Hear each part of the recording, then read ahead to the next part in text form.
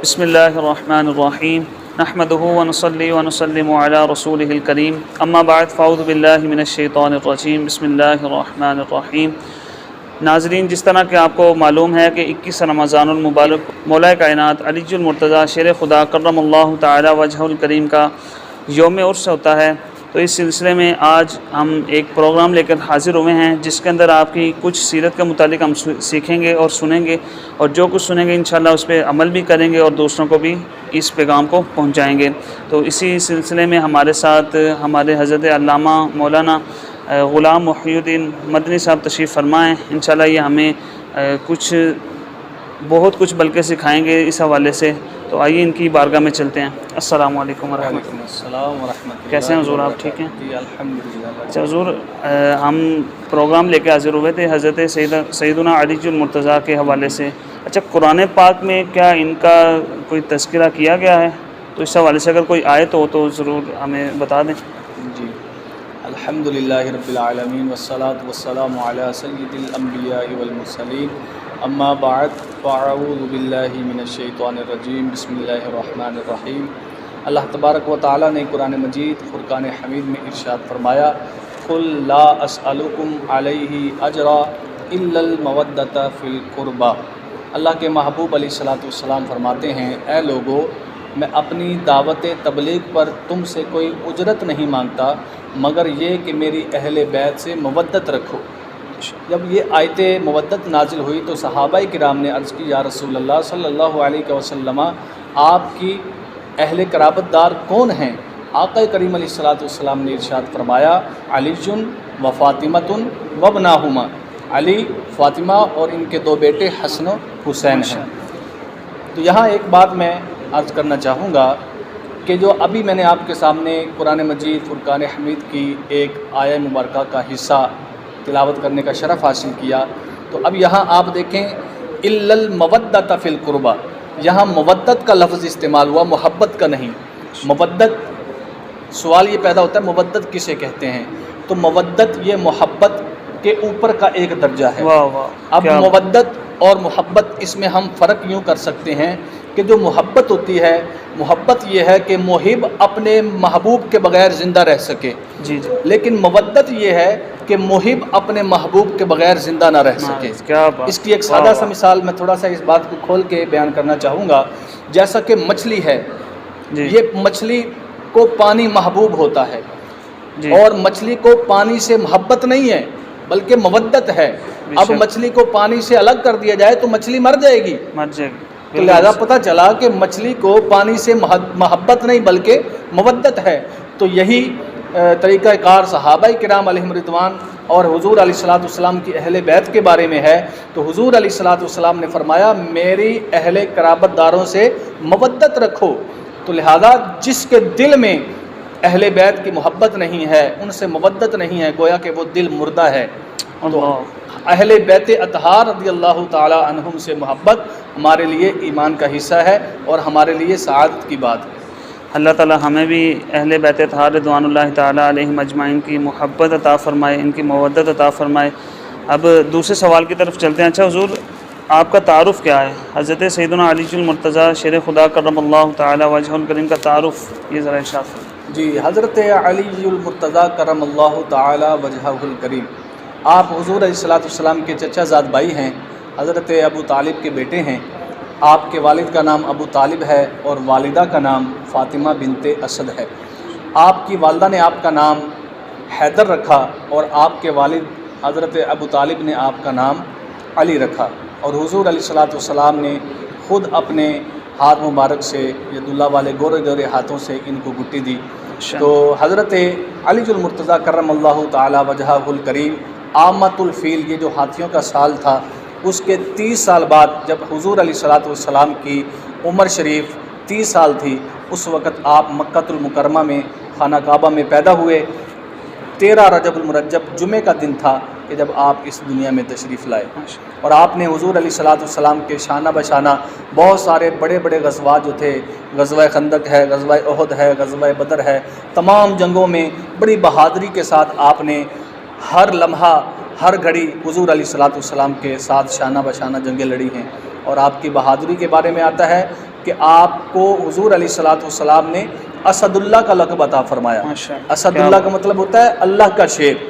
آپ اتنے بہادر تھے کہ جب غزوہ خیبر ہوا، جنگ خیبر ہوئی، تو آپ کی جو ڈھال تھی، یعنی جس کے ساتھ تلوار کا وار روکا جاتا ہے، وہ ڈھال آپ کی گری، تو آپ نے ایک ہاتھ سے قلعہ خیبر کے دروازے کو اکھاڑ دیا، اور اس قلعہ خیبر کا جو دروازہ تھا اس کو آپ نے ڈھال کے طور پر استعمال کیا۔ جب جنگ ختم ہوئی تو صحابہ کرام علیہم رضوان تقریباً 40 تھے کہ وہ بمشکل اس دروازے کو اٹھا سکتے تھے، لیکن حضرت علی المرتضیٰ شیر خدا کرم اللہ تعالی وجہہ الکریم، آپ کو اللہ نے اتنی طاقت عطا فرمائی کہ جس دروازے کو 40 آدمی بھی نہیں اٹھا سکے، آپ نے ایک ہاتھ سے اس کو اٹھا کے اکھاڑ پھینکا۔ کیا ماشاءاللہ، آپ نے حضرت سیدنا علی المرتضیٰ شیر خدا کرم اللہ تعالی وجہ الکریم کا تعارف سنا۔ اچھا حضور، یہ ارشاد فرمائیے گا کہ احادیث مبارکہ میں بھی آپ کے فضائل بیان ہوئے ہیں؟ کچھ احادیث مبارکہ میں سنائیں۔ جی، حضور علیہ الصلوۃ والسلام نے اہل بیت اطہار اور بالخصوص حضرت علی المرتضیٰ رضی اللہ تعالیٰ عنہ کے بارے میں بہت سارے فضائل بیان فرمائے ہیں، اور حضور علیہ الصلوۃ والسلام کے یہ صحابی حضرت علی المرتضیٰ شیر خدا کرم اللہ تعالی وجہہ الکریم، حضور علیہ الصلوۃ والسلام نے ان کے بارے میں ارشاد فرمایا۔ اگر آپ کے علمی مقام کو دیکھا جائے تو حضور علیہ الصلوۃ والسلام فرماتے ہیں، انا مدینۃ العلم وعلی بابوہا، میں علم کا شہر ہوں، علی اس کا دروازہ ہے۔ اور حضرت علی رضی اللہ تعالیٰ عنہ خود ارشاد فرماتے ہیں کہ حضور علیہ الصلوۃ والسلام نے مجھے علم ایسے عطا فرمایا جیسے چڑیا اپنے بچے کو چوگ دیتی ہے۔ چڑیا اپنے بچے کو چوگ دیتی ہے، آپ نے دیکھا ہوگا جب چڑیا اپنے بچے کو چوگ دیتی ہے، چوگ دے کے اڑ جاتی ہے، تو حضرت علی فرماتے ہیں گویا کہ حضور علیہ الصلوۃ والسلام مجھے علم عطا کرتے، پھر اللہ کی بارگاہ میں حاضر ہوتے، علم لے کے دوبارہ علم لا کے میرے سینے میں انڈیل دیا کرتے تھے۔ تو یہ حضرت علی کرم اللہ تعالی وجہہ الکریم کے علم کی شان ہے۔ حضور علیہ الصلوۃ والسلام کے صحابی حضرت علی المرتضیٰ ایک مرتبہ ممبر پر تشریف فرما تھے، آپ نے کہا، سلونی اما شئتم، مجھ سے آج جو چاہے مرضی پوچھ لو، دنیا و ما فیہا، جس کے بارے میں سوال کیا جائے گا اس کا جواب دیا جائے گا۔ تو حضرت علی المرتضیٰ شیر خدا کرم اللہ تعالی وجہہ الکریم نے جب یہ دعویٰ کیا تو اللہ تعالیٰ نے اپنے فرشتے حضرت جبریل علیہ السلام کو حکم دیا کہ اے جبریل، علی نے بہت بڑا دعویٰ کیا ہے کہ آج مجھ سے جو چاہے مرضی پوچھ لو، جاؤ ذرا علی کا امتحان لو اور بشری لباس میں ان کے پاس جاؤ اور ان سے پوچھو اس وقت جبریل کہاں ہے۔ حضرت جبریل اللہ کے حکم سے بشری لباس میں حضرت علی کے پاس آتے ہیں اور آ کے سوال کرتے ہیں، اے علی مجھے یہ بتاؤ کہ اس وقت جبریل کہاں ہے۔ حضرت علی المرتضیٰ شیر خدا کرم اللہ تعالی وجہہ الکریم، آپ نے عرش کی طرف نظر دوڑائی، جبریل نظر نہیں آئے، تحت الثری میں دیکھا، جبریل نظر نہیں آئے، اپنے دائیں دیکھا، بائیں دیکھا، آگے دیکھا، پیچھے دیکھا، جبریل نظر نہیں آئے۔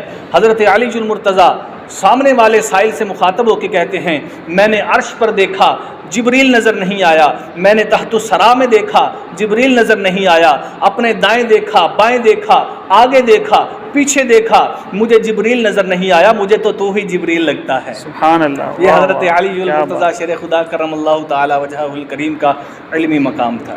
اچھا حضور، اس میں نے ایک حدیث مبارکہ اس طرح بھی پڑھی تھی کہ نبی علیہ الصلوۃ والسلام نے ارشاد فرمایا، حدیث پاک کا مفہوم ہے کہ علی کے چہرے کو دیکھنا بھی عبادت ہے۔ جی تو الحمدللہ۔ کیا صحابہ کرام علیہم رضوان بھی اس حدیث مبارکہ پر عمل کیا کرتے تھے؟ اس کے متعلق میں نے حضرت ابو بکر صدیق رضی اللہ تعالیٰ عنہ کا پڑھا کہ آپ حضرت علی رضی اللہ تعالیٰ عنہ کے چہرے کو ٹک ٹکی باندھ کے دیکھا کرتے تھے۔ تو حضرت عائشہ صدیقہ رضی اللہ تعالیٰ عنہ نے آپ سے عرض کی، اے ابا جان، آپ حضرت علی رضی اللہ تعالیٰ عنہ کے چہرے کو اس طرح اتنا غور سے کیوں دیکھتے ہیں ٹک ٹکی باندھ کر؟ تو آپ نے بڑا پیارا جواب ارشاد فرمایا، آپ نے فرمایا، میں نے نبی علیہ الصلوۃ والسلام کو فرماتے ہوئے سنا کہ علی کے چہرے کو دیکھنا بھی عبادت ہے۔ تو یہ صحابہ کا آپس میں پیار بھی ہوا کرتا تھا۔ اچھا حضور، خلافت کے اندر مولا علی کا کون سا نمبر ہے؟ اور خلافت کے اندر اگر کوئی مولا علی کو اس کے نمبر سے ہٹائے، اگر ہم کہیں کہ اس کو آگے لے جائیں یا پیچھے لے جائیں، تو اس کے بارے میں حضرت علی رضی اللہ تعالیٰ عنہ نے خود کیا ارشاد فرمایا کہ جو مجھے صدیق اکبر سے افضل کہے یا حضرت عمر فاروق اعظم سے افضل کہے، شیخین سے افضل کہے، تو اس کے بارے میں آپ نے کیا اس بندے کے بارے میں فرمایا کہ اس بندے کو کیا سزا ہونی چاہیے؟ جی ماشاءاللہ آپ نے پہلے تو بات کی صحابہ کرام علیہم رضوان اور حضرت علی المرتضیٰ کا آپس میں پیار اور محبت، یہ الحمدللہ مثالی تھا۔ ایک مرتبہ حضرت ابو بکر صدیق رضی اللہ تعالیٰ عنہ ممبر رسول پر بیٹھے خطبہ ارشاد فرما رہے تھے۔ حضرت امام حسین آئے اور آ کے ابو بکر صدیق رضی اللہ تعالیٰ عنہ کو کہنے لگے میرے نانا کے ممبر سے اٹھ جائیے۔ تو حضرت ابو بکر صدیق رضی اللہ تعالیٰ عنہ آپ نے تکبر نہیں کیا، آپ نے اس طرح کا کچھ بھی الفاظ بیان نہیں فرمائے، آپ فوری ممبر رسول سے اٹھے اور پہلی صف میں آ گئے۔ تو حضرت علی المرتضیٰ شیر خدا کرم اللہ تعالیٰ وجہہ الکریم کی طرف آپ جو ہے وہ حضرت ابو بکر صدیق کی طرف متوجہ ہوئے۔ حضرت علی نے فرمایا یہ نہ سمجھیے گا کہ میں نے امام حسین کو یہ کہا ہے۔ تو حضرت ابو بکر صدیق رضی اللہ تعالیٰ عنہ نے جو جواب دیا وہ بہت ہی پیارا تھا۔ حضرت ابو بکر صدیق رضی اللہ تعالیٰ عنہ آپ فرماتے ہیں اے علی، حسنین نے سچ ہی تو کہا ہے، یہ ممبر بھی حسین کے نانا کا ہے، میں ابو بکر صدیق بھی حسین کے نانا کا ہے۔ کیا بات، کیا بات۔ تو آپ کا خلافت میں کون سا نمبر ہے؟ حضرت علی المرتضیٰ شیر خدا کرم اللہ تعالیٰ وجہہ الکریم کی خلافت کی اگر بات کی جائے تو آپ کا نمبر چوتھے نمبر پر موجود ہے۔ آپ حضور علیہ الصلوۃ والسلام کے چوتھے خلیفہ ہیں اور امت کے چوتھے خلیفہ ہیں۔ حضرت علی المرتضیٰ شیر خدا کرم اللہ تعالیٰ وجہہ الکریم آپ فرماتے ہیں کہ کوئی شخص اگر مجھے شیخین جلیلین پر فضیلت دیتا ہے تو میں اسے وہ سزا دوں گا جو ایک تہمت لگانے والے کو دی جاتی ہے۔ اللہ اکبر اللہ۔ ناظرین، آپ نے سنا کہ شیخین پر فضیلت دینے والے کی سزا کیا آپ نے بیان کی، تو ہمیں بھی ان چیزوں سے بچنا ہے۔ جس کا جون سا مقام و مرتبہ ہے اسی کو بیان کرنا ہے، کسی کا مقام و مرتبہ اتنا نہیں بلند کر دینا کہ اس کو شیخین پر فضیلت مل جائے اور کسی کا مقام و مرتبہ اتنا کم بھی نہیں، تو اس طرح کے معاملات نہیں کرنے۔ ہمیں وہی طریقہ اپنانا ہے جو شریعت نے ہمیں دیا۔ سب سے پہلا نمبر خلیفہ اول حضرت سیدنا صدیق اکبر رضی اللہ تعالیٰ عنہ ہیں، اور خلیفہ دوم حضرت سیدنا عمر فاروق اعظم رضی اللہ تعالیٰ عنہ ہیں، اور خلیفہ ثالث تیسرے خلیفہ حضرت سیدنا عثمان غنی رضی اللہ تعالیٰ عنہ ہیں، اور اسلام کے چوتھے خلیفہ حضرت سیدنا علی المرتضیٰ شیر خدا کرم اللہ تعالیٰ وجہ الکریم ہیں۔ اگر خلفاء کی ترتیب کو دیکھا جائے تو آقا کریم علیہ الصلوۃ والسلام فرماتے ہیں میں علم کا شہر ہوں، حضرت ابو بکر صدیق اس شہر کی بنیاد ہیں، حضرت عمر فاروق رضی اللہ تعالیٰ عنہ اس شہر کی دیواریں ہیں، اور حضرت عثمان غنی رضی اللہ تعالیٰ عنہ اس شہر کی چھت ہیں، اور حضرت علی المرتضیٰ شیر خدا کرم اللہ تعالیٰ وجہہ الکریم اس شہر کا دروازہ ہے۔ واہ واہ۔ اچھا حضور، اس میں ایک یہ بھی آتا ہے سوال کہ لیکن بقیہ صحابہ کو عمر رضی اللہ تعالیٰ عنہ کہتے ہیں، جی، لیکن آپ کے ساتھ ہم خصوصیت کے ساتھ کرم اللہ تعالیٰ وجہ الکریم کا لقب لگاتے ہیں۔ اچھا، اس کا پہلے یہ معنی کیا ہے کرم اللہ تعالیٰ وجہ الکریم کا، اور پھر ان کو کرم اللہ تعالیٰ وجہ الکریم کیوں کہا جاتا ہے، اس کی کیا وجہ ہے؟